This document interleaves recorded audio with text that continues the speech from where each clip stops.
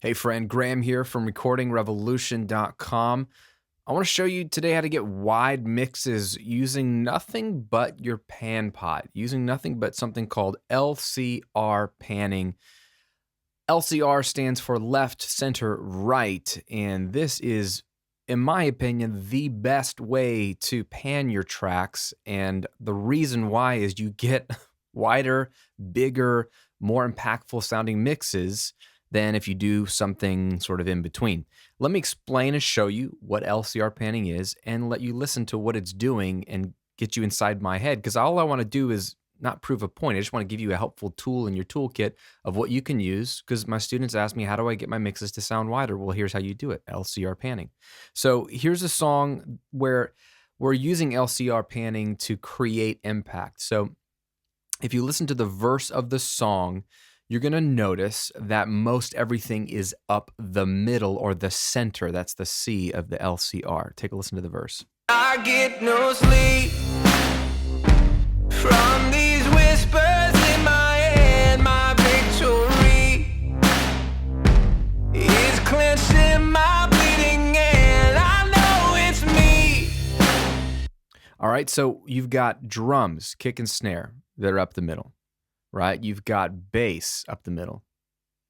I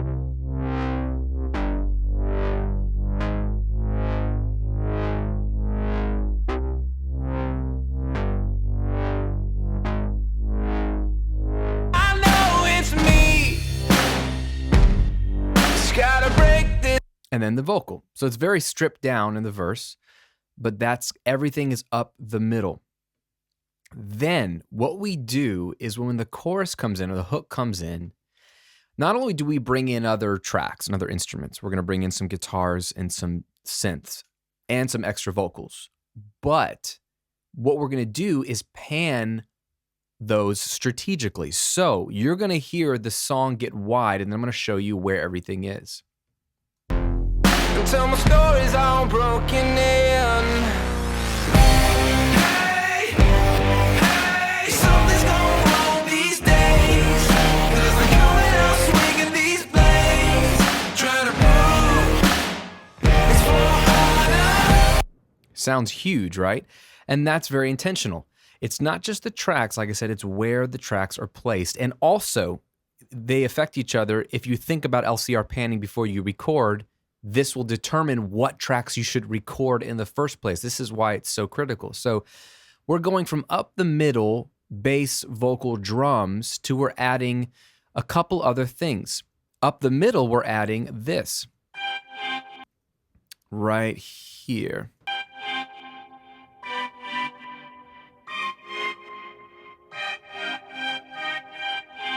We're also adding these.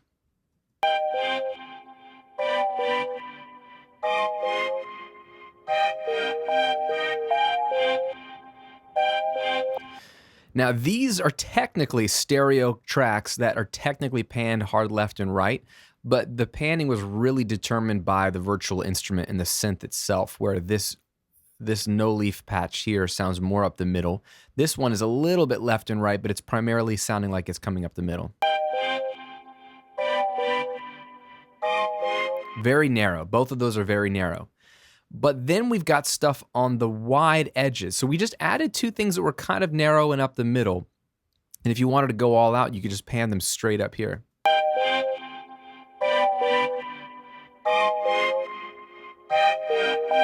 That would work well too, because what we're doing then is adding some dimension and impact on the edges. That's the L and the R, the left and the right. And that starts with what we're calling the Weezer hit. You can wonder why.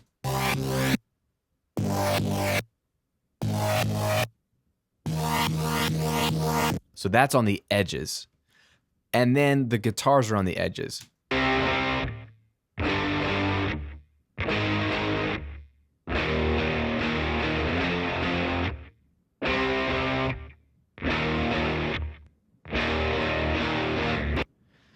So you've got those on the edges now, and there's been nothing on the edges in the song up until this point. That makes the song go from up the middle to out wide huge, and we continue to reinforce it by adding vocals. So we've got vocals doing the haze. Hey, right? Those are kind of our Nirvana vocals. You love how 90s this song is? You're welcome. So those are hard left and right. Hey, So let's add the left and right stuff together that we're adding to this mix. hey, hey. Hey,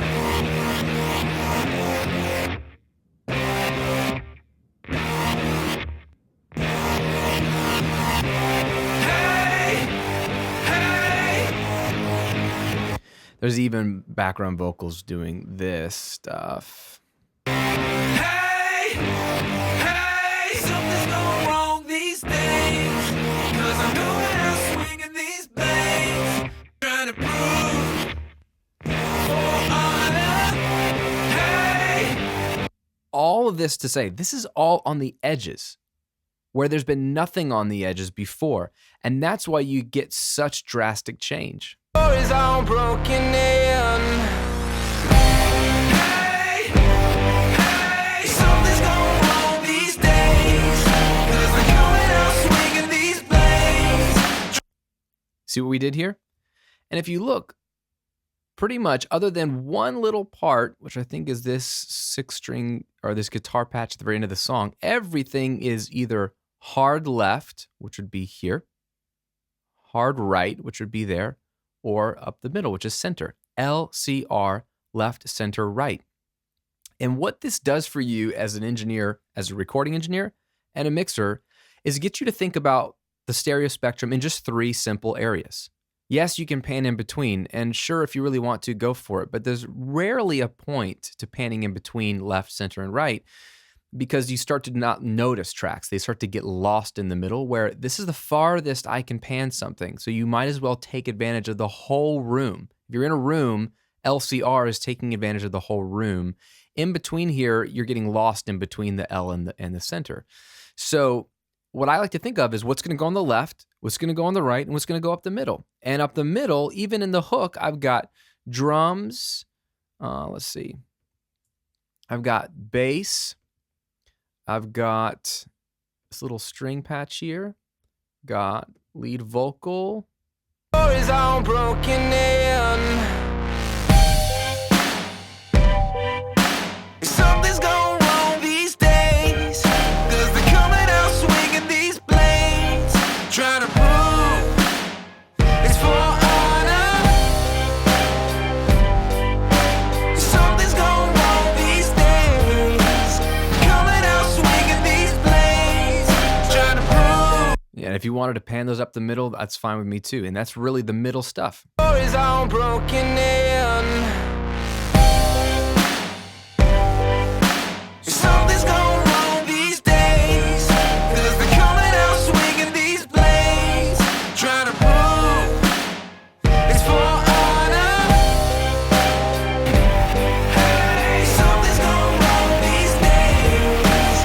Coming out And that's all the stuff on the edges.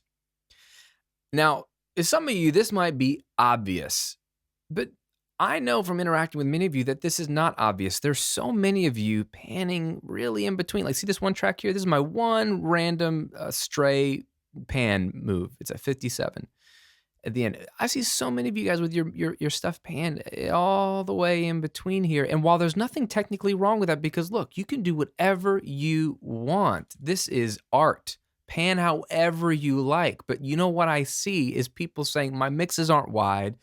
They sound all mushed together. And there's a variety of reasons why that might be. But one of the simplest things I see people doing when I open up their sessions, I see all the pan pots like all kind of just right next to each other. Like some's at 10, some's at 20, some's at 30. That makes no sense. The goal isn't to put something every little spot around a rainbow. The goal is to have impact. And the best way I know how to make impact with a simple pan move is to get things as separated as possible. So get things as far away from each other as possible, up the middle. And then how can I get as far away from the middle as possible? Well, hard left and hard right are the farthest places away I can get. And that's how you get that big, epic sound. And you can really use what we've done here, like have more up the middle verses. Even when I've got the no leaf here, it's really up the middle. give me time, I'll stand alone, my anthem song. And let that pop to the hook.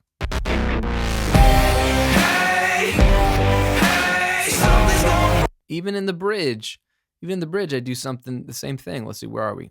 Bridge is all kind of around here.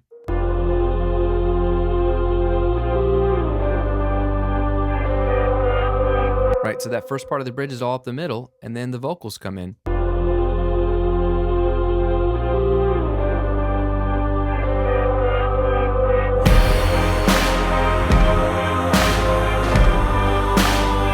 What am I doing there? I'm taking the vocals, those gang vocals, and I'm putting them hard left and right. And I'm trying to fill out that sound and get some stuff on the edges.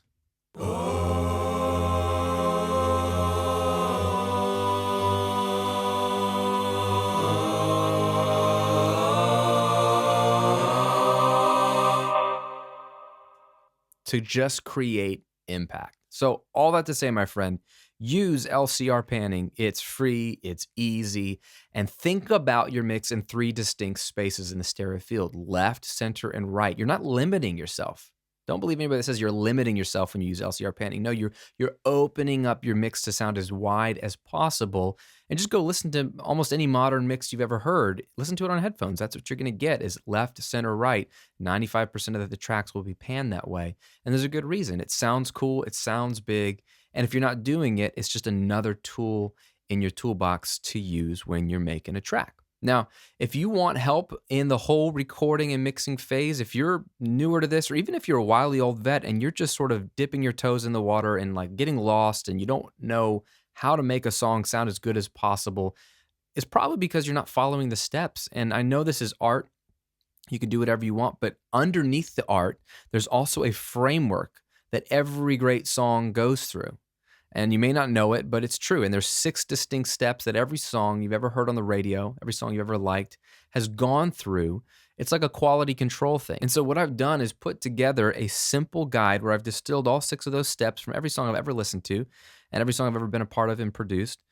And you can follow along step 1, 2, 3, 4, 5, 6 to creating a radio-ready song, a song that sounds so good it could be on the radio sonically. And that's what I'm shooting for. That's what you're shooting for. That's what we're all shooting for.